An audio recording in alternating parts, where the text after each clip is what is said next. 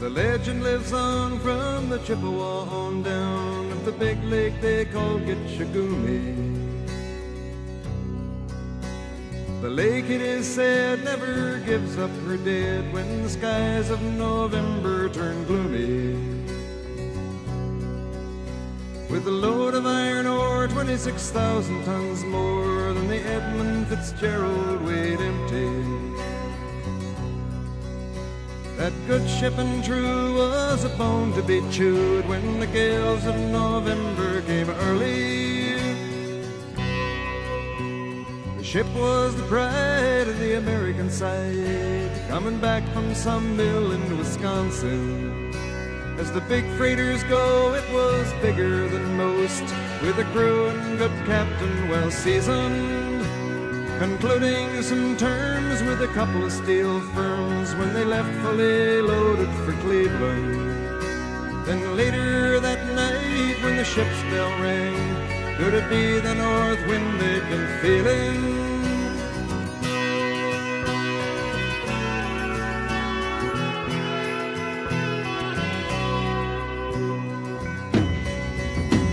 The wind in the wires made a tattletale sound, and a wave broke over the railing. And every man knew, as the captain did too, 'twas the witch of November come stealing. The dawn came late and the breakfast had to wait when the gales of November came slashing. When afternoon came, it was freezing rain in the face of a hurricane west wind.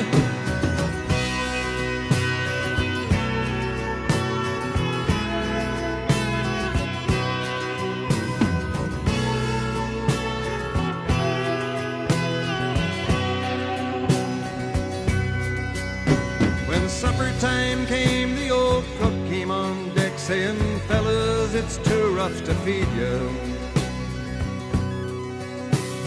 7 p.m. a main hatchway caved in. He said, "Fellas, it's been good to know ya." The captain wired in, he had water coming in, and the good ship and crew was in peril.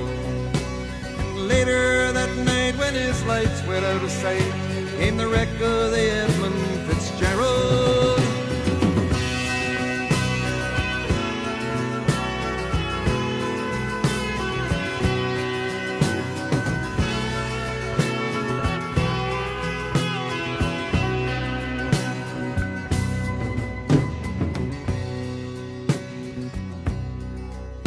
Does anyone know where the love of God goes when the waves turn the minutes to hours?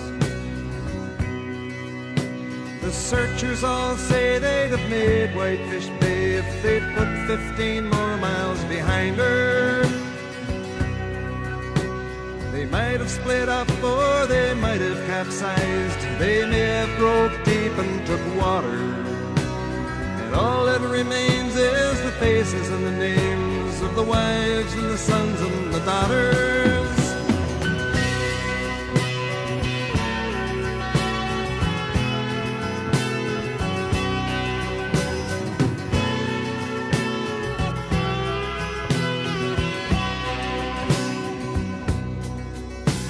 Lake Huron rolls Superior sings in the rooms of her ice-water mansion.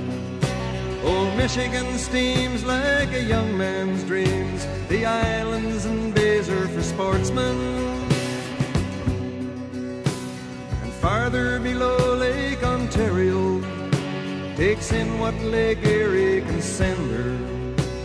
The iron boats go, as the mariners all know, with the gales of November remembered.